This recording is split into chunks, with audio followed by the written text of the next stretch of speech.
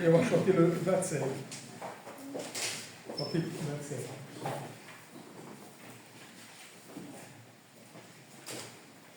Loué soit Dieu, le Seigneur, le puissant roi de gloire. Mon âme, il faut l'acclamer par un chant de victoire. Éveille-toi, viens au-devant de ton roi, pour célébrer sa mémoire. Loué soit Dieu, le Créateur, le souverain maître. À tous il donne le mouvement, la vie et l'être. Tout ce qu'il fait est agréable et parfait. Ah, sache-le reconnaître. Loué soit Dieu, sa bonté chaque jour se révèle. Il t'a donné la santé, t'a gardé sous son aile. C'est prendre soin pour voir à tous tes besoins. Vois combien il est fidèle.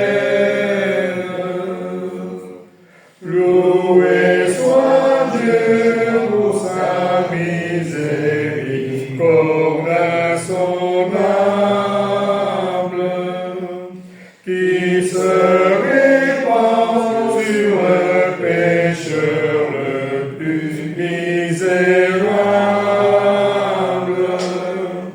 Ah, souviens-toi de ce que Jésus ton roi a souffert pour toi coupable. Loué soit Dieu, que les anges lui rendent hommage, que sa louange sur terre en tout lieu se propage. Qu'à l'unisson, tout en moi chante son nom. Alléluia, d'âge en âge. On va voir la lecture, le 36.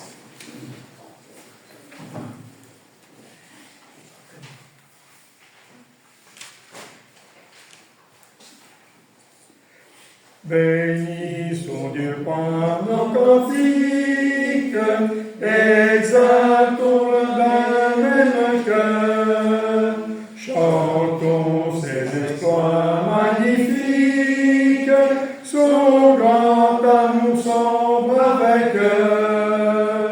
Louons, chantons, louons le grand nom du Seigneur. Louons, chantons, louons notre Dieu rédempteur. C'est sa main qui nous a fait naître, nous sommes son peuple à jamais. Le troupeau qu'il puisse repaître et qu'il comble de ses bienfaits. Louons, chantons, louons le grand nom du Seigneur. Louons, chantons, louons notre Dieu rédempteur. Ensemble, nous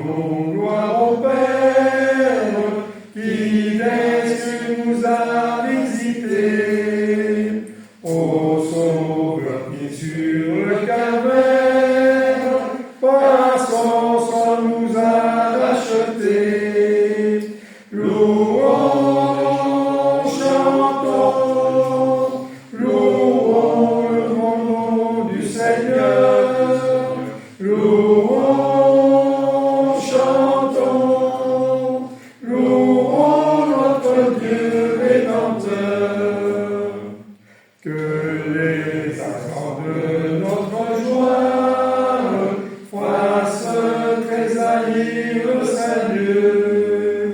Quand ce jour le monde nous voit, nous ayons notre Dieu. Louons, chantons, louons le nom du Seigneur. Louons, chantons, louons notre Dieu rédempteur. Reçois aucune autre hommage, reste à jamais notre secours. Ton amour d'âge en âge, ta bonté s'excuse à toujours. Louons, chantons, louons le nom du Seigneur. Louons, chantons, louons notre Dieu rédempteur.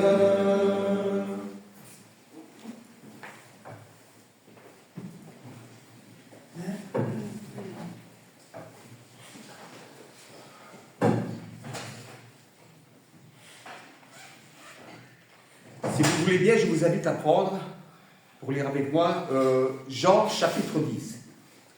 Jean chapitre 10.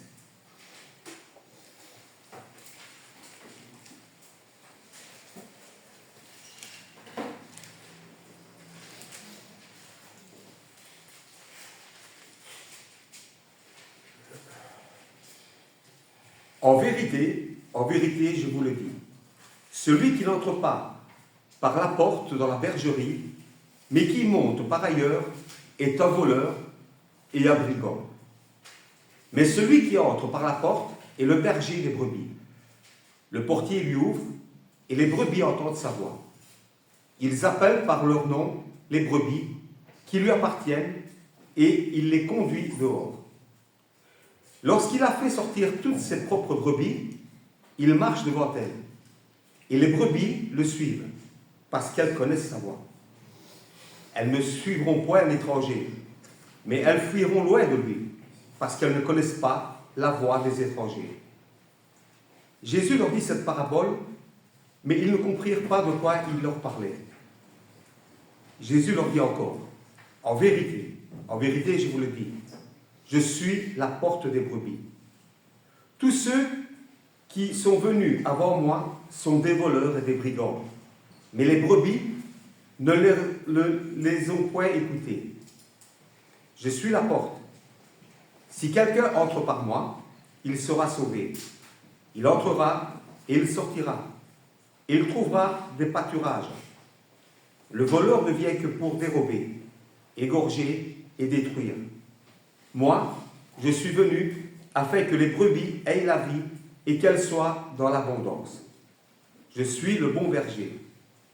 Le bon berger donne sa vie à ses brebis. Mais le mercenaire, qui n'est pas le berger, et à qui n'appartiennent pas les brebis, voit venir le loup, abandonne les brebis et prend la fuite. Et le loup les ravit et les disperse.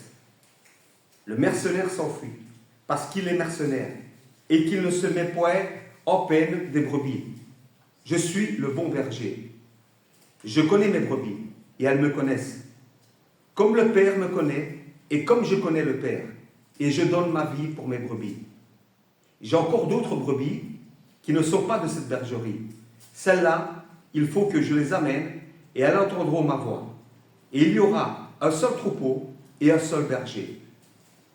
Le Père m'aime, parce que je donne ma vie afin de la reprendre. Personne ne me l'ôte, mais je la donne de moi-même. J'ai le pouvoir de la donner, et j'ai le pouvoir de la reprendre. Tel est l'ordre que j'ai reçu de mon Père. Il y eut de nouveau, à cause de ces paroles, division parmi les Juifs. Plusieurs d'entre eux disaient, « Il a un démon, il est fou, pourquoi l'écoutez-vous » D'autres disaient, « Ce ne sont pas les paroles d'un démoniaque. Un démon peut-il ouvrir les yeux des aveugles » On célébrait à Jérusalem la fête de la dédicace. C'était l'hiver. Et Jésus se promenait dans le temple. sous le portique de Salomon. Les Juifs l'entourèrent et lui dirent: Jusqu'à quand tiendras-tu notre esprit en suspens? Si tu es le Christ, dis-le-nous franchement. Jésus leur répondit: Je vous l'ai dit, et vous ne croyez pas. Les œuvres que je fais au nom de mon Père rendent témoignage de moi. Mais vous ne croyez pas, parce que vous n'êtes pas de mes brebis. Mes brebis entendent ma voix, je les connais, et elles me suivent. Je leur donne la vie éternelle, et elles ne périront jamais, et personne ne les ravira de ma main. Mon Père, qui me les a donnés, est plus grand que tous, et personne ne peut les ravir de la main de mon Père. Moi et le Père, nous sommes un. Alors les Juifs prirent de nouveau des pierres pour le lapider. Jésus leur dit: Je vous ai fait voir plusieurs bonnes œuvres venant de mon Père. Pour laquelle me lapidez-vous?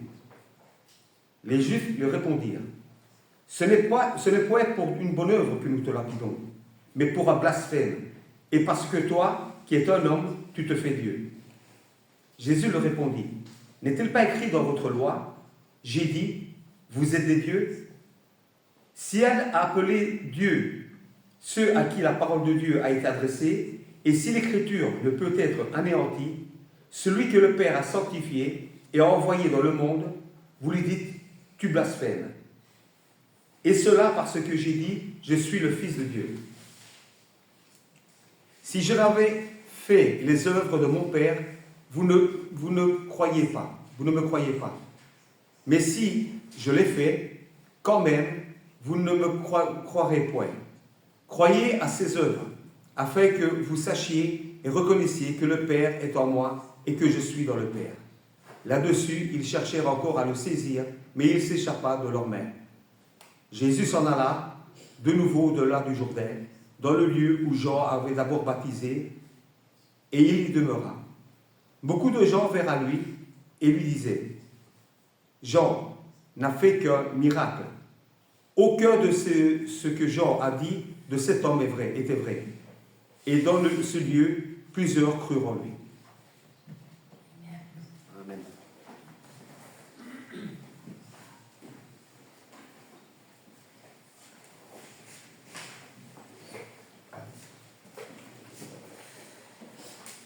Jean-Pierre François Iquez.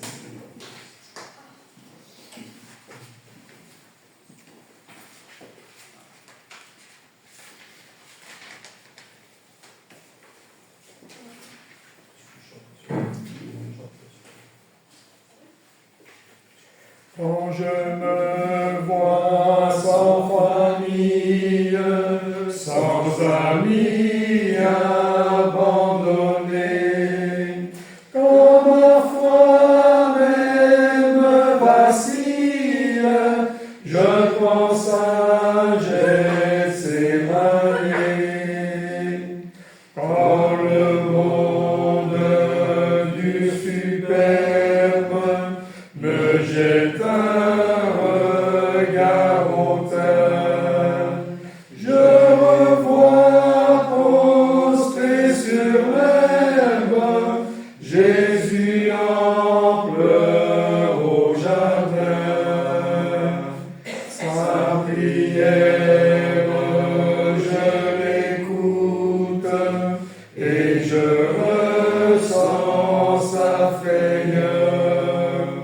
Je vois tomber chaque goutte de sang mêlé de sueur. Je lui donne alors ma vie, pour moi je ne garde rien. Pour lui je me sacrifie, sa prière est mon soutien. Avant de partager le repas du Seigneur, le psaume 62.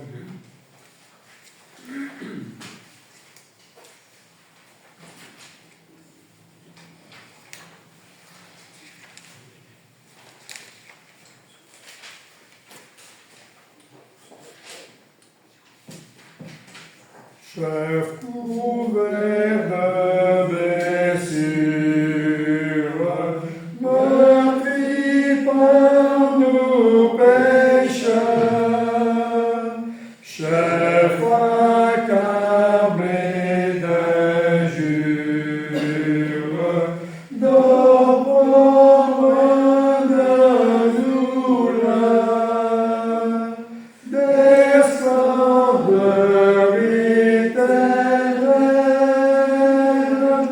l'année environnée.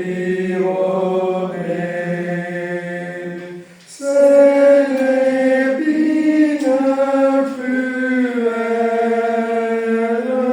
qu'on te voit couronner. C'est ainsi que tu payes le prix de ma rançon. Tes langues et tes plaies, voilà ma guérison. Mon âme criminelle, regarde tes pieds, Seigneur. Daigne jeter sur elle un regard de faveur. Au sein de ma misère, sauvé par ton amour, pour toi que puis-je faire que t'offrir en retour? Pas du moins Dieu suprême, pose à jamais mon cœur. Qu'il te serve et qu'il t'aime, plein d'une sainte ardeur. Pour ta longue agonie,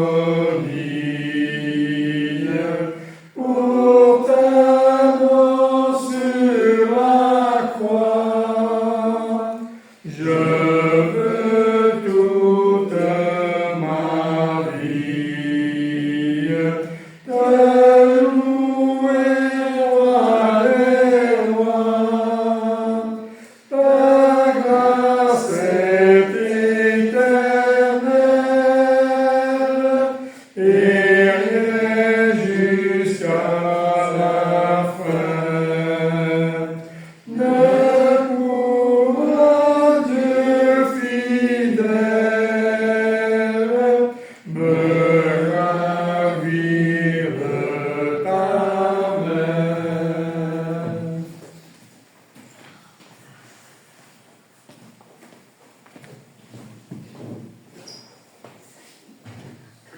Pour ce repas de commémoration, je vais lire dans les Actes.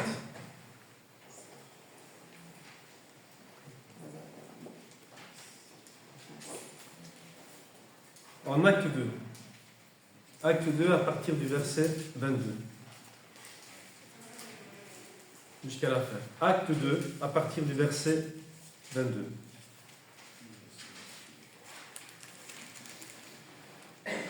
Hommes israélites, écoutez cette parole. Jésus de Nazareth, cet homme à qui Dieu a rendu témoignage devant vous par les miracles, les prodiges et les signes. Il a opéré par lui au milieu de vous, comme vous le savez vous-même. Cet homme, livré selon le dessein, arrêté et selon la préscience de Dieu, vous l'avez crucifié. Vous l'avez fait mourir par la main des impies. Dieu l'a ressuscité en le délivrant des liens de la mort, parce qu'il n'était pas possible qu'il fût retenu par elle. Car David l'a dit de lui, « Je veillais constamment le Seigneur devant moi, parce qu'il est à ma droite, afin que je ne sois point ébranlé. Aussi mon cœur est dans la joie, et ma langue de l'allégresse. Et même ma chair reposera avec espérance. Car tu n'abandonneras pas mon âme dans le séjour des morts, et tu ne permettras pas que ton sein voie la corruption. Tu m'as fait connaître les sentiers de la vie, tu me rempliras de joie par ta présence. Hommes frères, qu'il me soit permis de vous dire librement au sujet du patriarche David qu'il est mort qu'il était enseveli et que son sépulcre existe encore aujourd'hui parmi nous. Comme il était prophète, il savait que Dieu lui avait promis avec serment de faire asseoir un de ses descendants sur son trône. C'est la résurrection de Christ qu'il a prévue et annoncée, en disant qu'il ne serait pas abandonné dans le séjour des morts et que sa chair ne verrait pas la corruption. C'est ce Jésus que Dieu a ressuscité.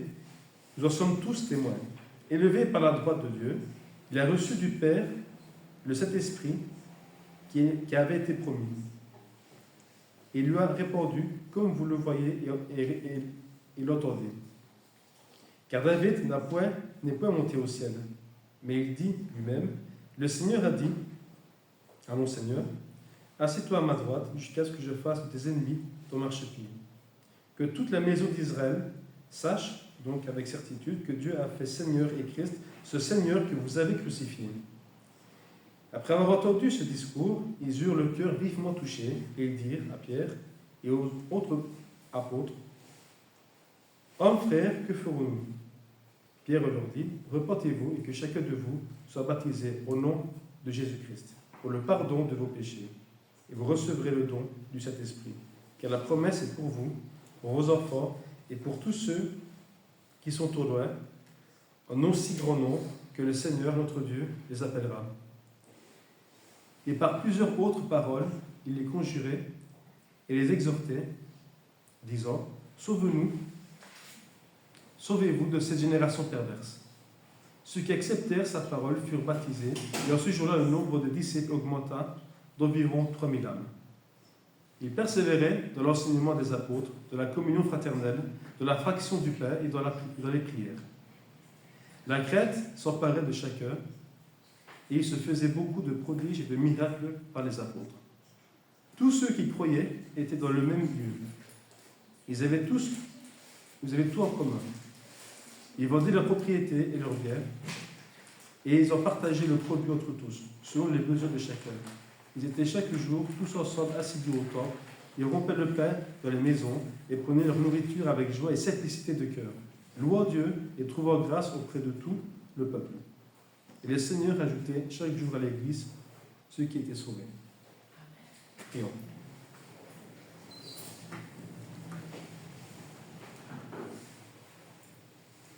Père éternel, nous voulons simplement te remercier pour ce repas, que nous puissions nous rappeler, Seigneur, ce repas de commémoration, car c'est ton Fils qui est mort il y a plus de 2000 ans, Père. Il est mort, Père, pour chacun de nous, car il savait, Père, ce qu'il faisait. Il a quand même accepté de passer par ses souffrances, car il savait, Père, qu'il allait souffrir. Il savait qu'il allait mourir. Il n'a pas fait ça pour lui-même, Père, il a fait ça pour chacun de nous. Père Tout-Puissant, que dire, Seigneur, de notre comportement, Père? Car nous sommes tous coupables de ce qui s'est passé il y a plus de 2000 ans, Père. Que ce repas, Père, nous rappelle notre véritable identité, Seigneur, que nous devrions abandonner pour revêtir, Père, celle qui nous attend, Père, celle qui se rapproche de toi, Père, celle qui peut nous paraître plus propre. Que nous puissions, Père, à travers ce repas, nous rappeler que ton Fils, Jésus-Christ, est mort pour nous, pour chacun de nous. Ce Père, Père, qui présente également son corps qui a été brisé par les souffrances, Père, qui a été moqué, Père, qui a été crucifié sur le croix, qui en a beaucoup souffert. Merci, Père, pour ce repas que nous prenons sa mémoire, Père, car c'est une chose terrible qui s'est passée, Père, à cause de nos fautes. Et c'est à travers ce repas, Père, que nous nous rappelons, Père, que tout a souffert. Pour ce Père, qui représente son corps. Merci, Seigneur. Dans le nom de ton Fils Jésus-Christ, nous voulons encore te prier et te remercier. Amen. Amen.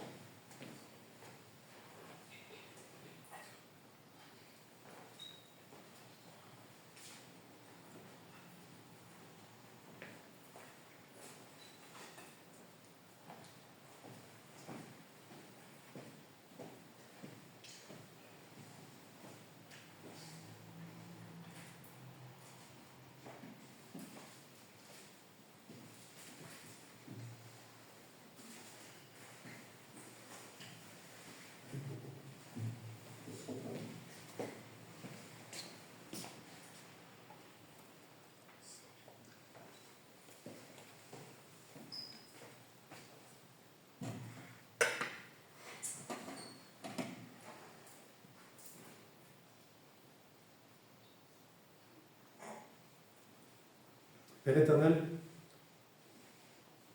son sang a été versé, Père, lui qui était juste, et mort pour les injustes. Nous voulons simplement, encore une fois plus, Père, te remercier car il n'y a pas de justice là-dedans, Père, vraiment, mais simplement de l'amour, car tu nous as tant aimés. On peut envoyer ton Fils Jésus-Christ mourir sur une croix, Père, de la façon où il est mort. Donc, combien, Père, tu nous aimes, Seigneur, pour avoir fait cela. Et c'est pour ça, Père, que nous voulons te remercier. Je remercie aussi ton Fils, Père, qui a subi beaucoup de choses pour chacun de nous, Père. Son sang a été versé. Et c'est pour ça, Père, que nous nous rappelons, Père, qu'à travers ce repas, à travers ce fruit de la vigne qui représente le sang de ton Fils qui a été versé pour chacun de nous, que nous puissions nous rappeler et prendre conscience, Père, du sacrifice qui a été fait à ce moment-là, Père. Car aujourd'hui, son sacrifice, Père, est efficace et demeure éternellement, Père.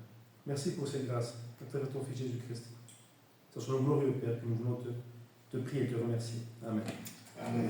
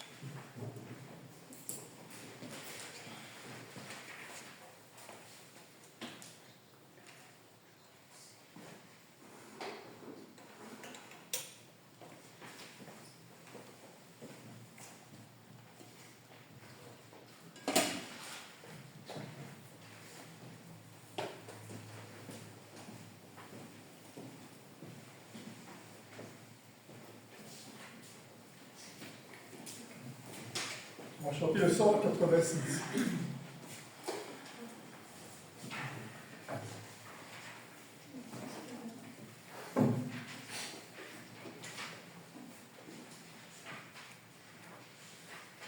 Tu dors dans ce tombeau, Jésus mon frère, il enfermé d'un sceau, Jésus mon Dieu, Jésus est ressuscité, pour toujours l'enfer est dompté, comme lui tous les fils du Père s'envoleront dans la lumière. Gloire à Dieu, alléluia, gloire à Dieu. Le solide les soldats, Jésus mon frère, ne te retiens donc pas, Jésus mon Dieu. Jésus est ressuscité, pour toujours l'enfer est dompté, comme lui tous les fils du Père s'envoleront dans la lumière.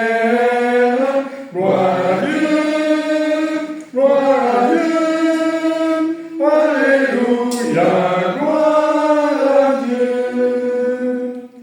Tu brises sans effort, Jésus mon frère, les portes de la mort, Jésus mon Dieu.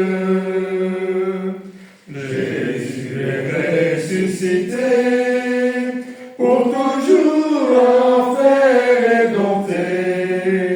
Comme lui, tous les fils du Père s'envoleront dans la lumière. Gloire à Dieu, gloire à Dieu. Alléluia, gloire à Dieu. Avant l'exhortation 255.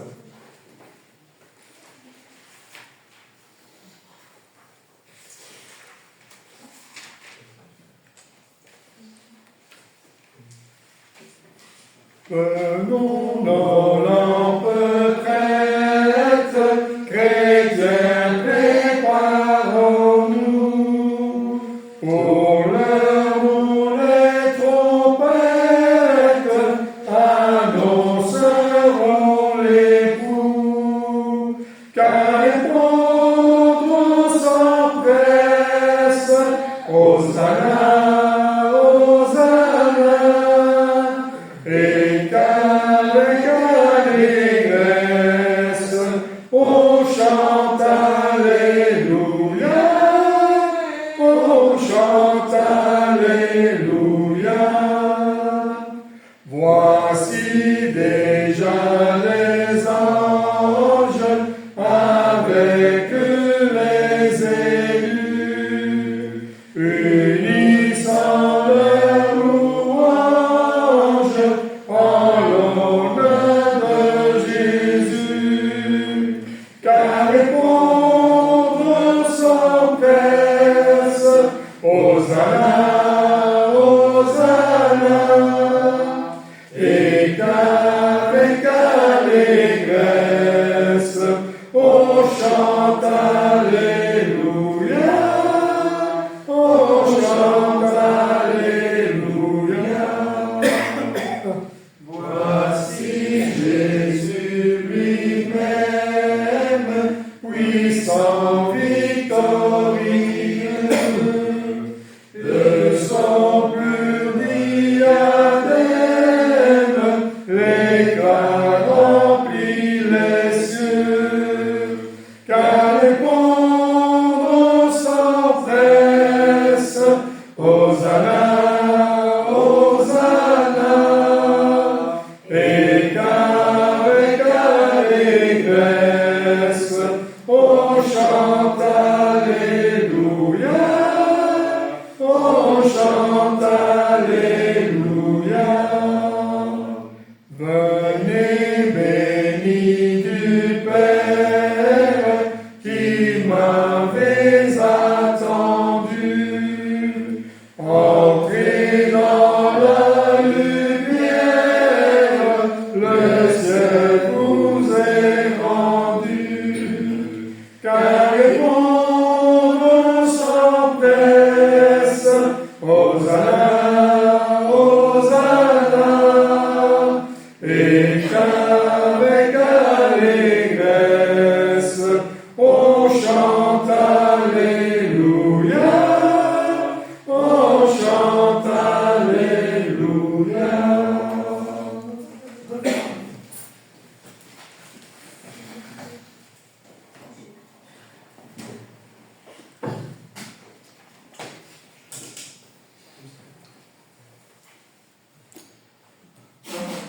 Bienvenue à toutes et à tous. On est content de vous voir, Stefano, Fina.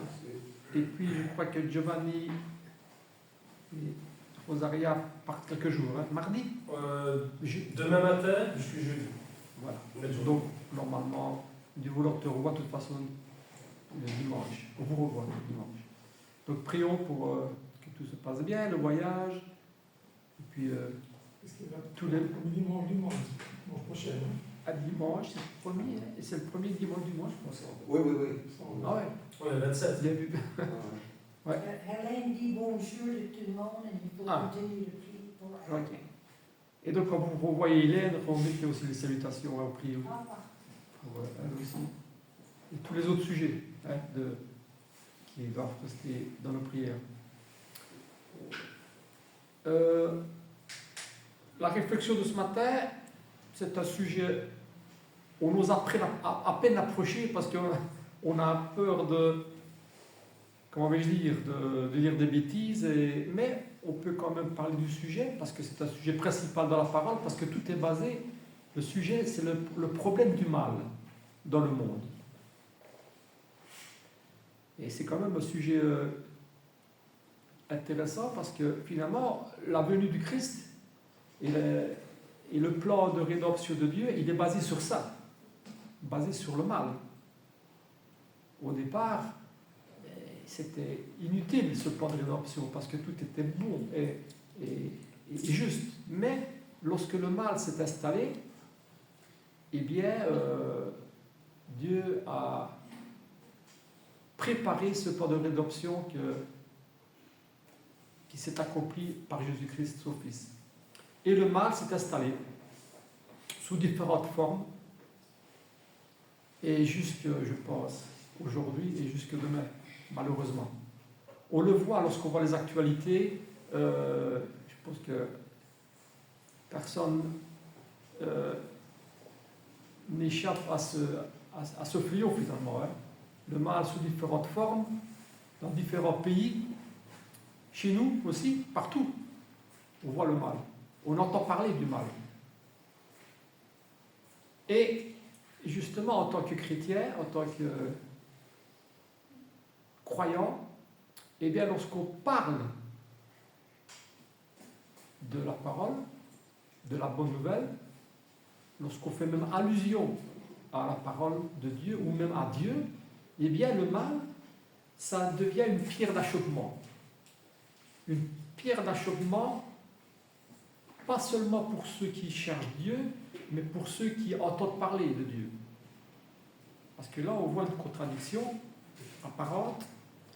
Et lorsque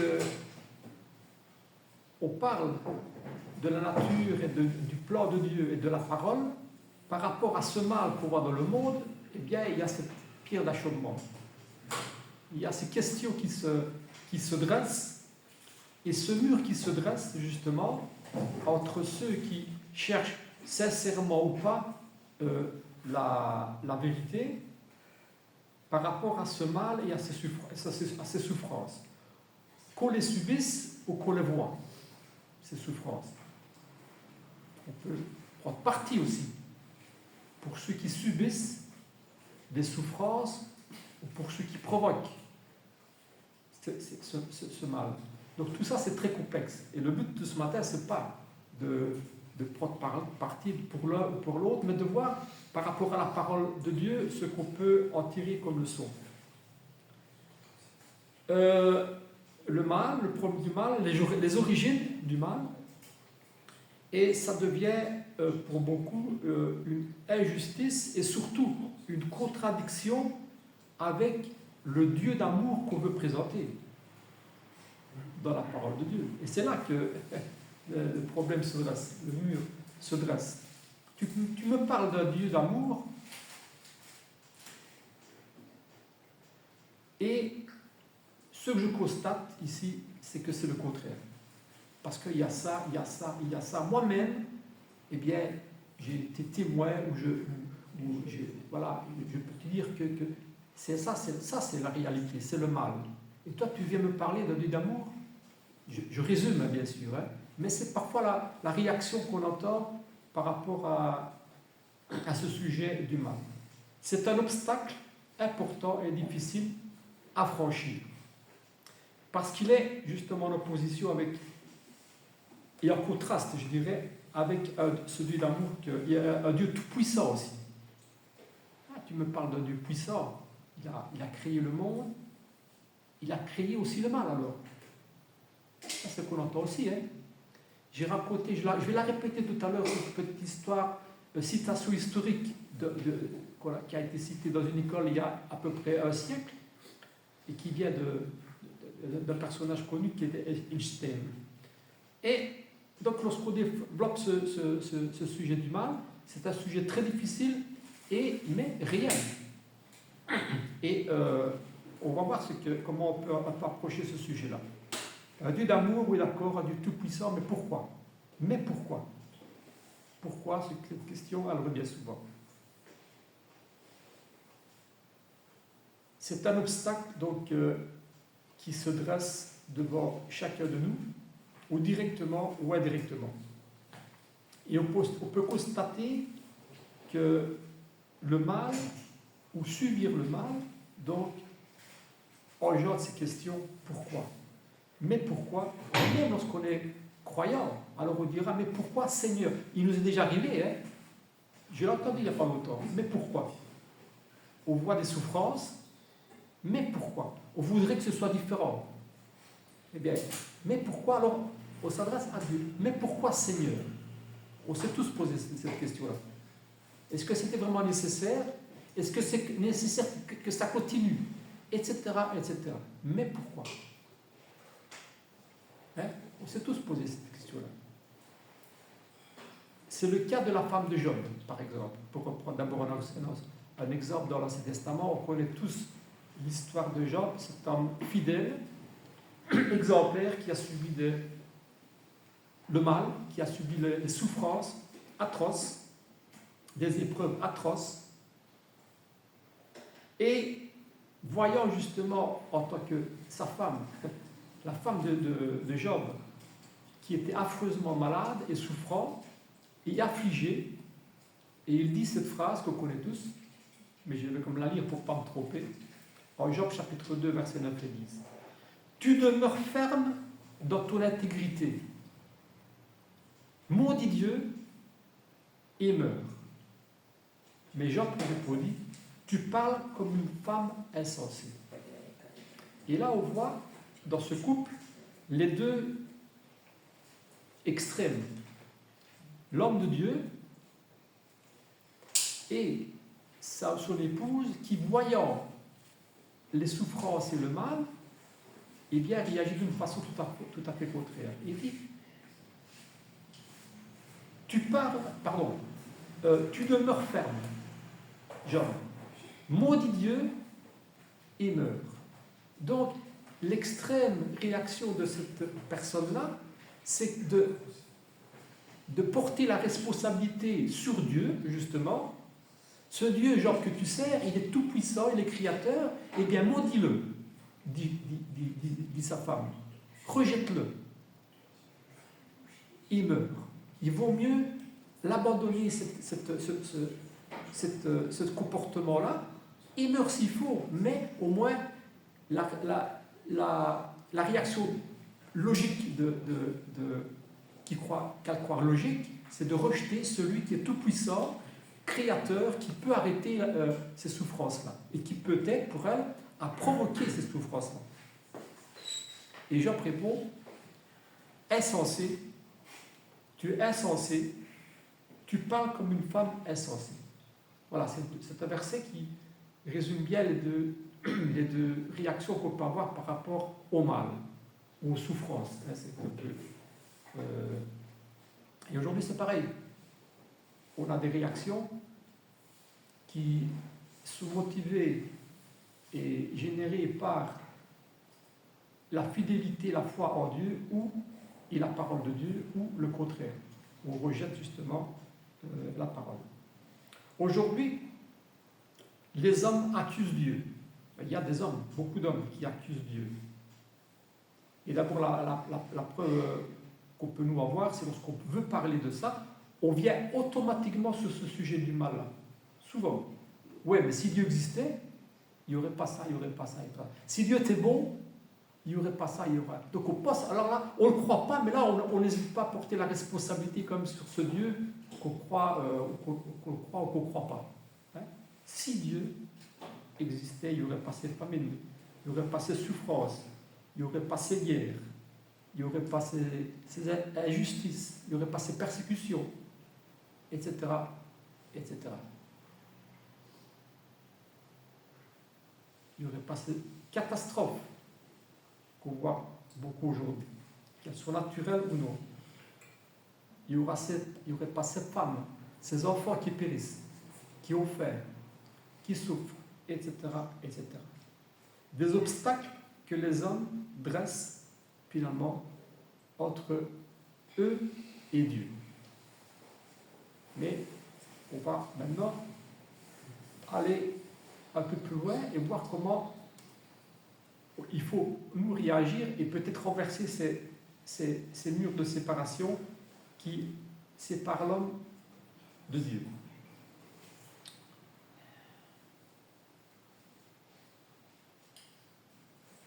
On dit, ouais, mais tu diras comment consoler? Non, c'est pas le but de. Mais peut-être répondre par rapport à ce que nous croyons et à ce que Dieu dit. Que répondre face à ces accusations d'un Dieu, certes puissant, mais injuste, dans cette version-là, bien sûr, et qui met en doute jusqu'alors son existence. Puisque tu dis que Dieu est bon, c'est-à-dire qu'il n'existe pas, puisque le mal existe. Ça, c'est le raisonnement qui l'étape après, dit Dieu n'existe pas, donc ça ne m'intéresse pas.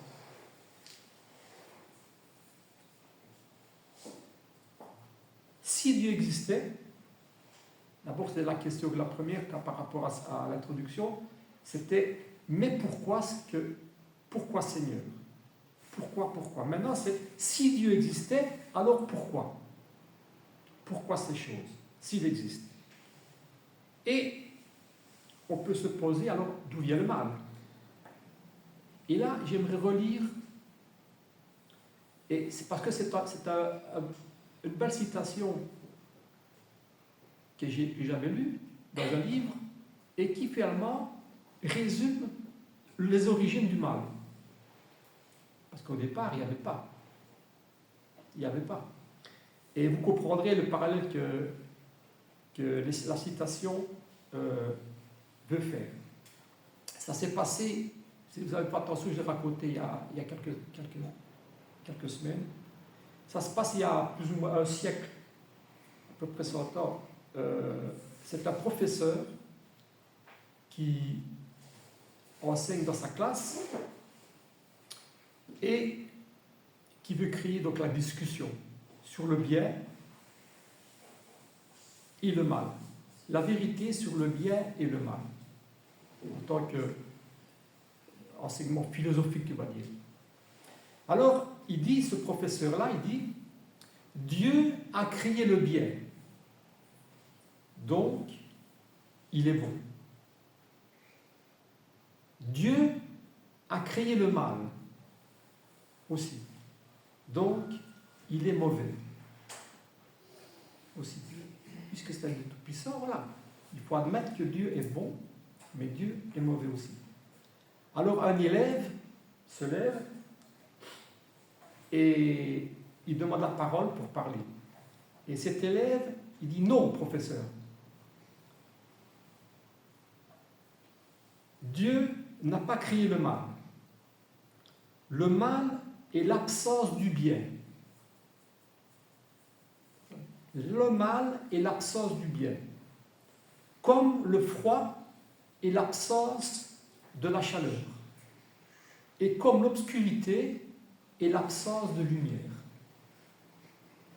C'est beau comme citation. Et cette personne-là, c'était Einstein. Et c'est intéressant parce que ça reflète la vérité, avec ces images-là, bien sûr. La lumière est venue dans le monde. Vous savez à quoi c'est allusion à Jésus-Christ, en Jean chapitre 1. La lumière, pour reprendre cette image de la chaleur ou de la lumière, ou du mal. La lumière est venue, mais le problème, c'est que le monde ne l'a pas reçu, cette lumière-là. Il a préféré l'obscurité, en fermant les yeux à cette lumière-là. Et le bien, c'est pareil. Le bien, eh bien, il est là, le mal, pardon, il est là parce qu'il y a absence du bien. Mais le bien, il était là.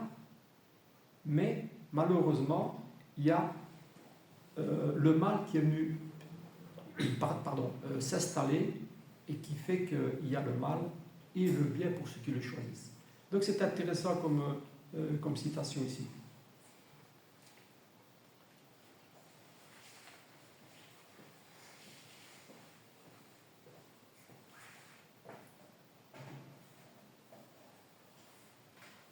Alors on entend un petit peu maintenant avec ces nuances-là, la femme de Job, Madame Job, disant, mais comment Dieu peut-il alors permettre? Comment Dieu peut-il faire cela? Puisqu'il est tout-puissant. Dans le raisonnement, c'est vrai qu'on entend aussi, par rapport à cette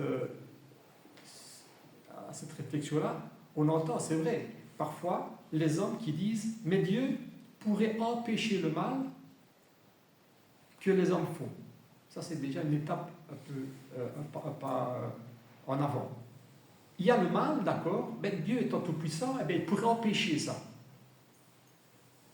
Et parfois, on se fait la réflexion aussi, par rapport au problème du mal. Et c'est exact, Dieu pourrait, il est assez puissant pour empêcher le mal. Mais lui-même, il dit, ce qui est impossible aux hommes est possible à Dieu. Il le dit lui-même, ça. Ce qui est impossible aux hommes, et en parenthèse, le mal aussi, eh bien, ce serait possible à Dieu. Alors, c'est quoi? On comprend mal. Dieu est tout-puissant, il est immuable, il ne change pas, mais dans sa nature, eh bien, il agit comme ça. Il est immuable. Heureusement qu'il est immuable. Je prends d'abord la caractéristique de l'immuabilité. Dieu ne change pas. Et c'est ce qui nous sauve, entre parenthèses. Je vais lire un passage en Jacques, chapitre 1, versets 16 et 17.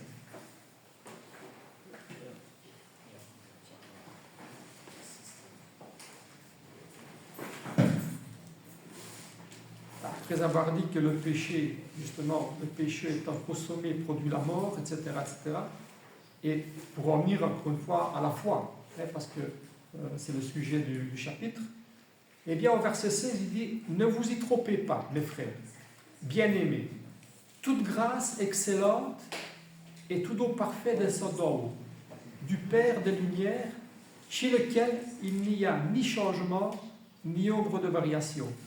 Il nous a engendrés selon sa volonté, par la parole de vérité, afin que nous soyons en quelque sorte les prémices de sa création. Ainsi, mes frères, bien-aimés, que tout homme soit prompt à écouter, lent à parler, etc., etc. Et ici, surtout, c'est le verset 18 que je voulais souligner, il n'y a en lui ni changement, ni ombre de variation. Donc il est immuable et il ne change pas. Et dans sa toute-puissance et dans son immuabilité, par rapport au plan original et de la création, Dieu a créé l'homme et il a voulu cet homme, depuis le début, il lui a donné cette liberté, ce libre choix d'agir comme ça et comme ça. Et ça, il le fera jusqu'à la fin. Et parfois, ça nous paraît injuste lorsqu'il y a des personnes aujourd'hui qui agissent mal, qu'il faut souffrir d'autres et tout ça. Eh bien, je pense que ça ne changera pas jusqu'à la fin. Dieu a laissé le choix à chacun, à chaque personne, d'agir bien ou mal, avec les conséquences que ça a, et aussi avec le choix que chaque personne a de se mettre dans la sécurité, je veux dire, du côté de Dieu, qui est immuable, et c'est ce qui nous sauve, l'immuabilité de Dieu. Si Dieu dit comme ça, c'est vrai qu'il ne change pas, mais il ne change pas non plus dans sa promesse, que pour ceux qui l'écoutent et croient en lui, eh bien, il y a ce salut éternel.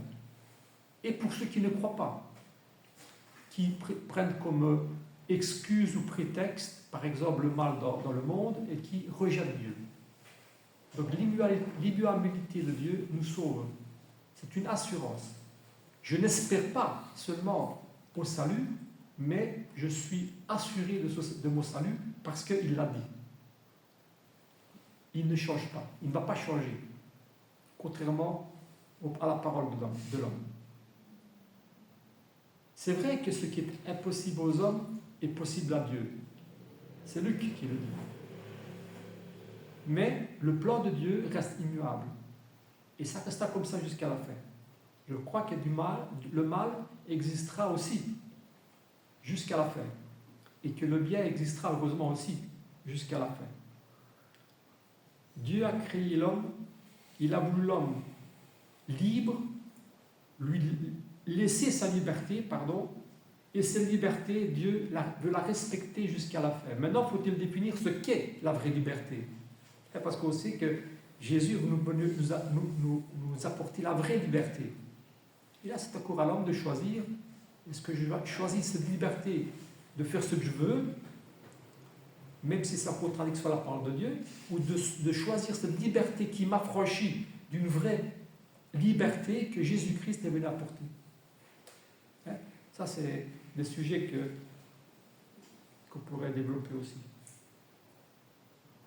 Et un bel exemple qui illustre cette liberté, c'est la parabole de l'enfant prodigue. La parabole de l'enfant prodigue. Vous ne croyez pas que... On l'a vu il n'y a pas longtemps, cette parabole-là. Et je pense que lorsque ce fils abandonne sa famille, rejette sa famille pour différentes raisons, et qu'il choisit un mauvais chemin qui le mène à la perdition, on va dire, je pense que son père est triste. Il pourrait dire non, comme vous l'aurez dit à l'esclave. Non, tu pars pas, tu restes là. Mais parce que c'est son fils, il dit bon, je sais que tu fais un mauvais choix, mais je laisse ta liberté. Et ça, c'est l'image du père. Nous faisons parfois le mauvais choix, mais il ne va pas dire tu es libre de faire ce que tu veux, avec les conséquences qui vont en découler. Tu n'es pas mon esclave, tu es mon fils, donc je te laisse libre. Mais sache que ce n'est pas un bon choix et que les conséquences seront là. Et lorsqu'il revient, la preuve de son amour, c'est qu'il le reçoit de nouveau, il lui pardonne, il le reçoit de nouveau comme un fils. Avec la jalousie qu'on connaît de son frère. Donc Dieu est tout-puissant, il est aussi immuable. Et cette parabole donc, nous enseigne l'amour de Dieu, mais aussi le respect du Père pour la liberté et le libre choix de son fils. Et ça, c'est ce qui arrive aujourd'hui. Oui, Stéphane. Dieu nous a fait libre même des songes. Il a fait aussi libre. Par exemple, Jésus, et à la prophétie d'Isaïe, quand Jésus, Dieu dit, je m'envoie à qui? Et Jésus dit, envoie-moi. C'est-à-dire que Jésus est libre de venir, ou pas venir. Et Satan aussi c'était libre, tout le mal qu'il a fait. C'est de là qu'il vient le mal. Donc, pas dire qu'il a fait les songes aussi libres. Et ça ne changera pas. Et c'est une des conséquences que nous voyons, c'est de cette liberté, jusque quand cette liberté prendra fin. Prendra fin. Et donc, dans cette parabole, on voit ce père qui a laissé le libre choix à son fils, malgré sa douleur et qui en découlait. Parce que celui qui réclamait ses droits et sa liberté, son enfant, son fils, eh bien, avait cette liberté de choix.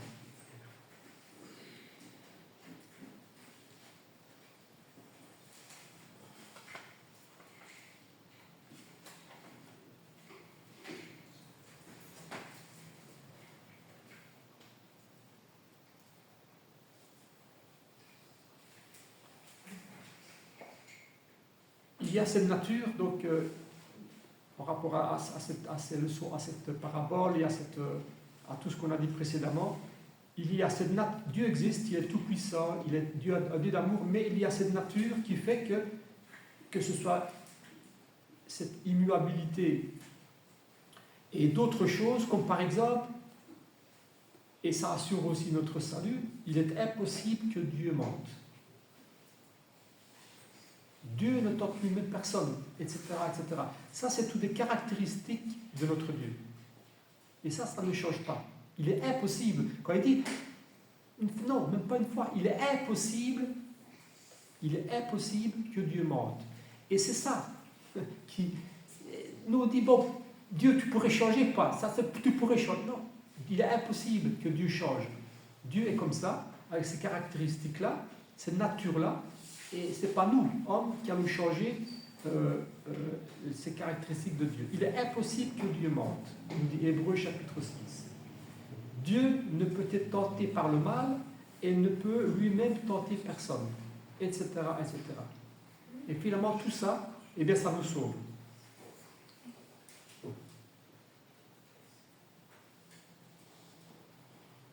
Heureusement. Alors, avec toutes ces...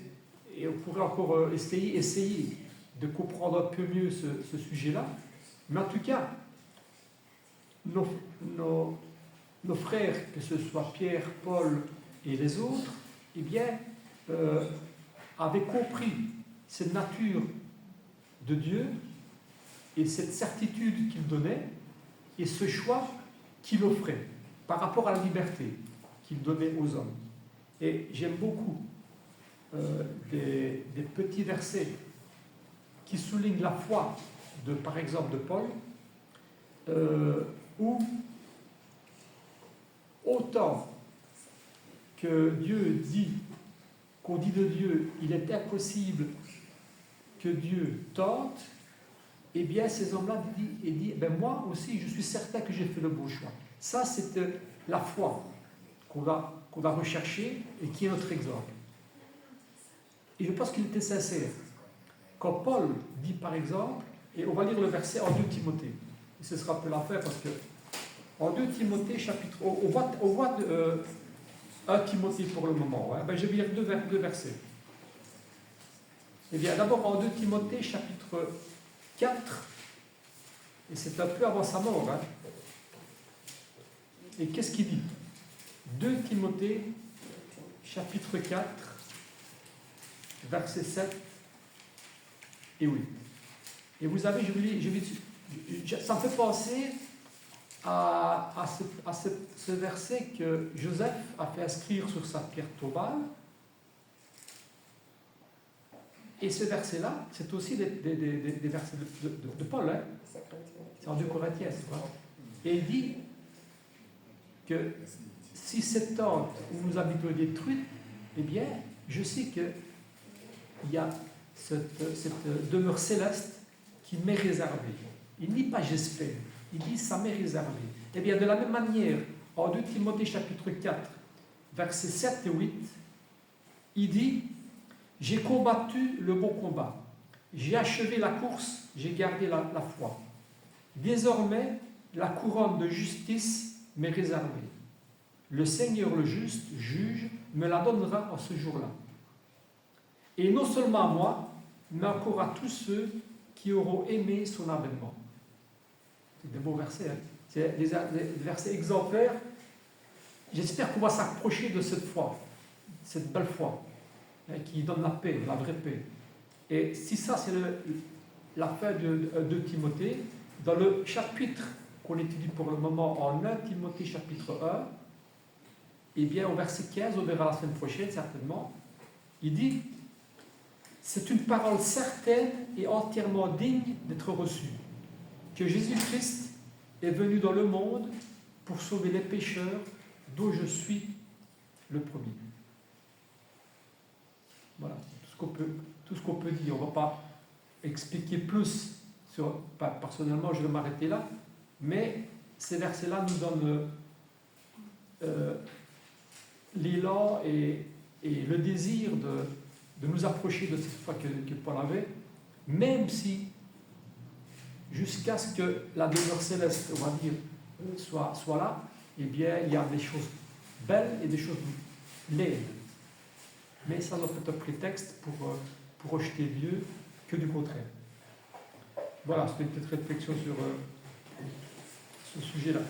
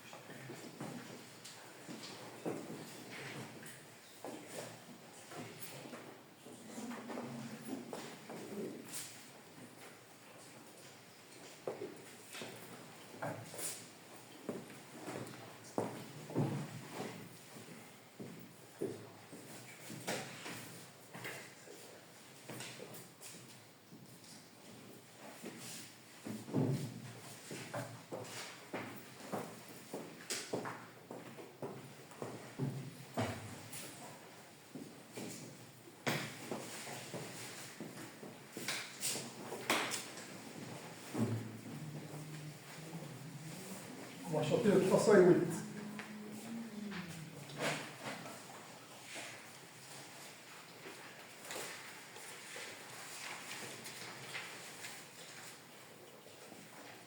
Ne crains rien, je t'aime, je suis avec toi.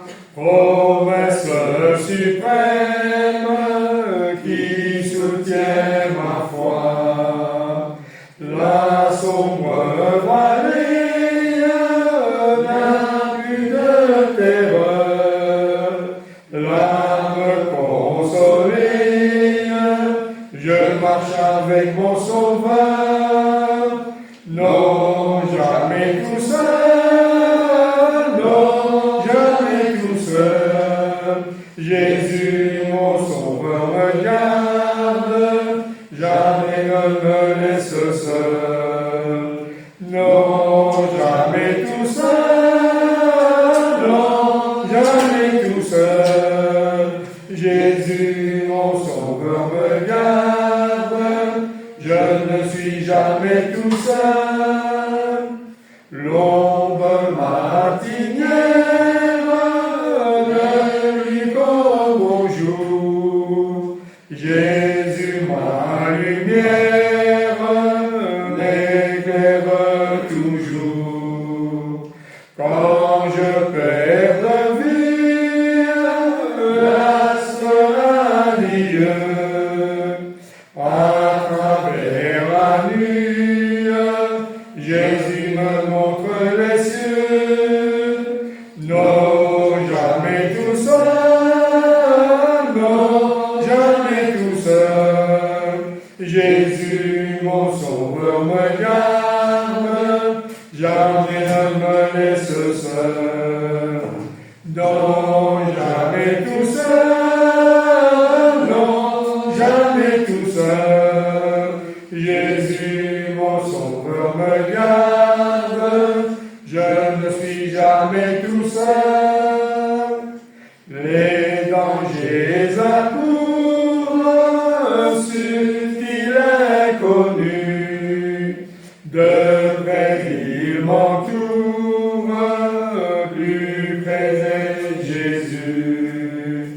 Et dans le voyage, me redit c'est moi. Ne crains rien, courage, je suis toujours avec toi.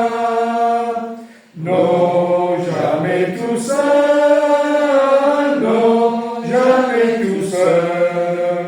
Jésus, mon Sauveur, me garde, jamais ne me laisse seul. Non, jamais tout seul, non, jamais tout seul.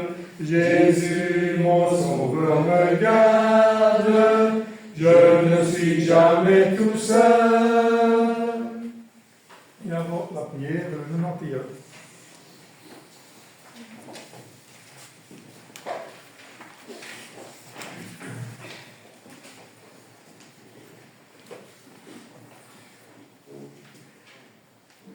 Au séjour de la lumière, chantez anges radieux, les fils de Dieu sur la terre ressuscitent glorieux. Que vos hymnes de louange aux rachetés du Seigneur s'unissent aux voix des anges pour bénir le Dieu sauveur. Ô Jésus, à toi la gloire sur la terre et dans les cieux. C'est le jour de ta victoire, de ton règne glorieux. Ton triomphe s'avance, l'ennemi fuit devant toi, et dans l'univers immense, tout se courbe sous ta loi. Plus de mort, plus de souffrance pour le peuple du Seigneur. Ô sublime délivrance, tout est paix, gloire et bonheur. Que nos âmes vigilantes en attendant ce grand jour soient fidèles et vaillantes et brûlent d'un cet amour. Notre Père Tout-Puissant, notre Père bien-aimé, notre Père adoré, nous te remercions, notre Père, du fait que nous soyons réunis pour ce premier jour de la semaine afin de pouvoir t'offrir le culte. Nous te remercions, notre Père, de tout l'amour que tu nous donnes à chaque instant de notre vie, à chaque moment de notre vie. Nous te demandons pardon si des fois nous sommes par moments découragés, suite des fois même à des requêtes. Et nous savons que tu interviendras selon ta volonté. Si ce n'est pas tout de suite, mais ce sera au moment où nous y attendons le moins. Nous te remercions, notre Père, pour tout ce que tu fais, pour le pain que tu nous donnes chaque jour, également ce pain spirituel. Nous te demandons de nous nourrir et de grandir dans cette vie spirituelle. Nous avons besoin, notre Père, de nous rassasier de ta parole, afin que nous ne soyons pas perturbés par des perturbateurs qui chercheraient à nous égarer de ta parole. Nous te remercions encore pour la patience que tu nous donnes. Et nous te demandons également d'être patients envers notre prochain, entre nous-mêmes également, notre Père. Nous te remercions encore pour cette grâce que tu nous donnes, et cet amour, cette charité, cette miséricorde.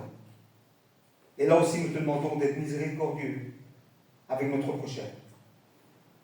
Nous te prions pour tous nos frères et sœurs qui souffrent dans ce monde, qui sont persécutés pour ta parole.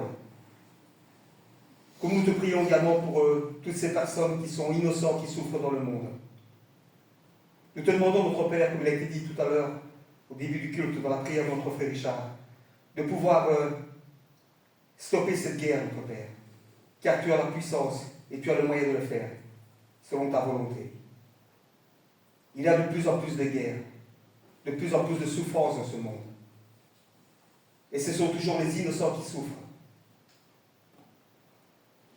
Nous te remercions encore pour le don de ton Fils unique, ton plus grand cadeau que tu aies pu faire. Il est venu dans ce monde, pour nous, pauvres pécheurs que nous étions. Il est venu prendre notre place sur la croix. Merci encore, notre Père. Merci encore pour tout. Au nom de ton Fils unique. Amen. Amen.